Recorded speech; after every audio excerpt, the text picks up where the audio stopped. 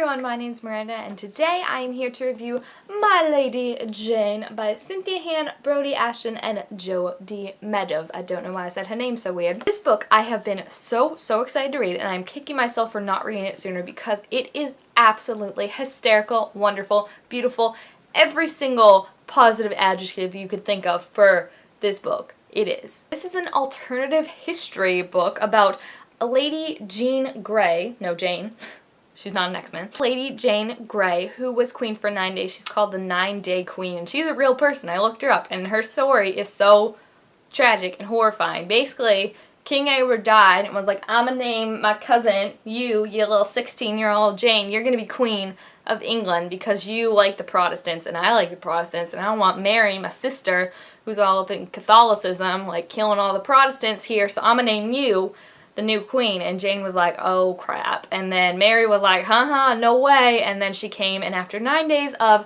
Jane being queen, Mary came in and she got her head chopped off. Jane. Yeah. A pretty tragic story. But the authors have now taken a new twist on Jane's story. Instead of a religious dividing this country, I said divide twice, it is now against people who can change into animals called Eadins, I think is how you say it, and people who can't. Now, Edward is ruling king, but he finds out that he is very sick and is going to die in like 6 months, if that, at the beginning of this book. So he puts into plan a way to consider the country so that Eadians will not be persecuted by Mary since she hates them, his sister. Edward decides to marry Jane off to this Eadian Gifford. Just don't call him Gifford, he prefers the name G. And Gifford's really cute, really sweet. He's a poet. There's just one thing that's a little strange about Gifford. He's a horse. Yeah, he's a horse, and he, unlike other Eadians, can't control his gifts, so he's a horse from sun up to sunrise, and then he's a man from sundown to sunrise. So, yeah, Jane is marrying a horse, except no one bothers to tell her he's a horse. The story goes on from there, following history up until a point, and I have to say, I really like this version of history better, even though it never happened, just because I feel so bad for Jane. Like, she wasn't one of these pompous, arrogant douchewads that you see in London. She was like a really good person. She was a humanitarian.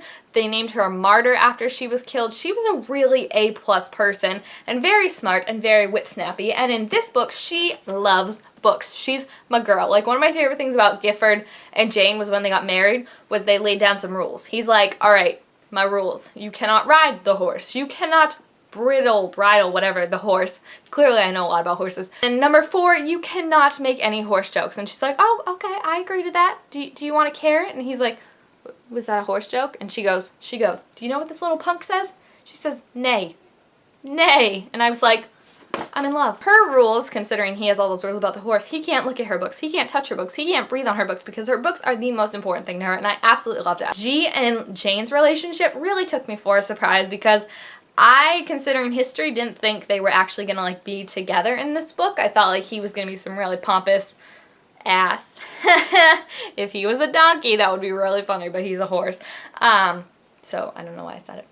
But I thought he was going to be like really annoying and really arrogant. She wasn't going to like him. I don't know what I expected out of the story really, because it's just so different. It's like taking this history that's really tragic and really sad and really effed up like most of England history is, and just making it funny and comical and making you root for the good guys, and the good guys win, and it's amazing to see, and it's awesome that the authors thought of such a crazy, kooky idea, and not only did someone fund it and let them publish it, but it's fantastic. Like, I could so easily see how you could be describing this book and someone could be like, what?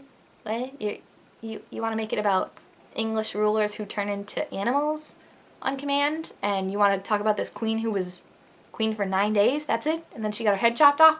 So I could see how it would be so weird, but they really did their research and they really put their heart into this book, and it is just so funny. I haven't read a book that's like this like hysterical in a long time. Like, it's just like, it's weird because it's like fantasy with like ball gowns and stuff. It's like alternative history and they're turning into horses and ferrets and all that, but then like it should be so serious, but it's hysterical. Like, I mean, Gifford's a horse for crying out loud. Jane makes so many jokes about like books and horses and not touching my books or my man who just happens to be a horse. It's really funny, and I have to give them so much credit for making something really outside the box, because I haven't read something this original and this different and this successfully different, like attempted to be different and actually worked and was amazing in a while. So I really, really like it. It's so funny. Jane is an amazing character. G and her relationship is awesome. Like I said, I didn't really expect to like it as much as I did. I thought like they weren't gonna be a